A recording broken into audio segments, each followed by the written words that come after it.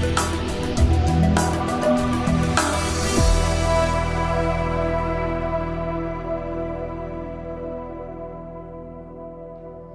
good day. My name is Elfreda Jonker. I'm the Client Portfolio Manager at Alphinity Investment Management. Today I have Andrew Martin with me. He's one of the founders of Alphinity and a portfolio manager in our domestic team and also the analyst in the financial sector. Today we will be reflecting on the Australian big banks and the recent rally they've had and the outlook ahead. So Andrew, as a starting point, the Australian banks have had a fantastic rally since November 2023 and ongoing during year to date. One of the big banks like CBA has recently hit an all-time high at $200 billion market cap. What do you make of this rally that we've seen in the banks? Yeah, it's been quite remarkable, especially when you think that banks are probably going to have negative earnings growth this year, which makes it even more remarkable. Look, there's a whole lot of reasons that people have come up with, typically looking backwards as to why it may happen. The big ones are that a lot of foreign investors into Asia don't want to invest in China. Therefore, those flows are coming to Australia. The big liquid banks that don't have a direct Chinese exposure are therefore getting the flows. So that's probably a little bit of truth in that. There's some talk about the move to passive and particularly internalisation in super funds, which is a bit more indexy like, is therefore seeing flows into the bigger cap stocks. So there's probably a bit of that. I think there is a little bit of putting cash to work. Making closing underweights. A lot of the domestic managers have been underweight, so probably a bit of that as well in the banks. And all of those things have some validity. There's a lot of global banks have done very well, so the whole sector's really lifted. I think part of that's true. I think the other big part though is that the world has just turned out to be a better place. The economy is holding up well. Banks are a reflection of the economy. People are employed. Credit quality is good. People are paying back their debts. Layer on top of that all that mortgage competition from last year that was very intense has now eased off a bit. Deposit competition hasn't been great. Just means that people have unwound the risk that they had in the banks last year. And I think that added to those other points I made has seen the banks do very well.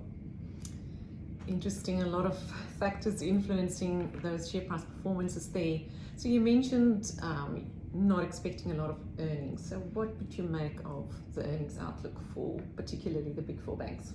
Yeah, so while we've got negative earnings growth for the banks in this year, what we've seen more late is actually earnings upgrades, so from a low point.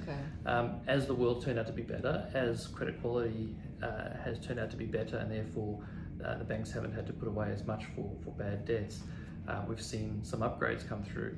Some of that mortgage competition, as I spoke about before, not being as intense, has seen some earnings upgrades come through. Now we're talking small numbers, but when the market is getting slight downgrades itself, it starts to stand out. So while there's not a lot of growth in bank earnings relative to what people thought before, they're slightly better.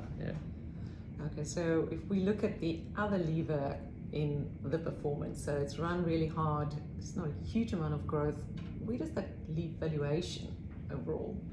So valuation is where it's starting to get pretty tough for banks. Now valuation on its own is rarely the thing that causes a big underperformance in a stock, but what it does do is increase the risk. So if we do hit some speed bumps along the way, if you've got a high valuation, it makes the reaction more severe. So we do need to take that into account. But when we think about banks, valuations hardly have ever been this high really for banks in some time. If you look at the PEs for the banks, you have to go back before the global financial crisis to see that these levels. If we compare dividend yields, so dividend yields are very important for Australian banks. If we compare it just to on its own, dividend yields below 5% are rarely seen for banks. And then if you compare it to cash rates, bond yields, for example, compared to dividend yields, again, we have to go back to sort of GFC type time frames before we really expensive. Exactly. So no matter which way you cut it, banks are looking very expensive. So you need to take that risk into account, but you also need to take into account the fact that actually the operating environment's not that bad for banks as well. So you need to take those two things into account because we're likely to get some small upgrades further going forward. But the valuation is likely to act as a bit of a handbrake on performance going forward as well. So how would you be positioned in that sort of environment and outlook? Look, as you can probably tell from my last comment, somewhere in the middle is probably about right. But as the banks continue to push on, that valuation factor becomes more and more of an issue, and the more we go forward, the more the market factors in the fact that there will be some earnings upgrades. So the expectations change.